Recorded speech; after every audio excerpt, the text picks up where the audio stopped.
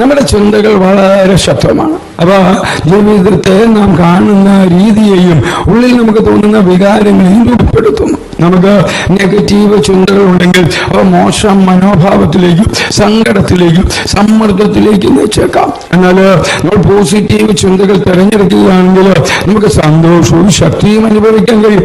Positive മനോഭാവം ഉണ്ടായിരിക്കുക എന്നത് പ്രശ്നങ്ങളെ അവഗണിക്കുക എന്നല്ല, വെല്ലുവിളികളെ മറികടക്കാൻ കഴിയുമെന്നും മികച്ച ദിവസങ്ങൾ വരുമെന്നും വിശ്വസിക്കുക എന്നാണ് ഇതിനർത്ഥം.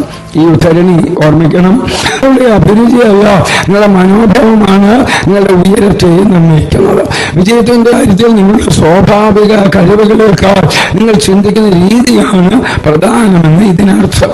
പോസിറ്റീവായി ചിന്തിക്കാൻ തെരഞ്ഞെടുക്കുന്നത് നമ്മൾ എല്ലാ ദിവസവും എടുക്കുന്ന ഒരു തീരുമാനമാണ്. അത് എളുപ്പമായിരിക്കില്ല, പക്ഷേ നമ്മുടെ ചിന്തകളിലെ ചെറിയ മാറ്റങ്ങൾ നമ്മുടെ ജീവിതത്തിൽ വലിയ മാറ്റങ്ങൾ കൊണ്ടുവരും.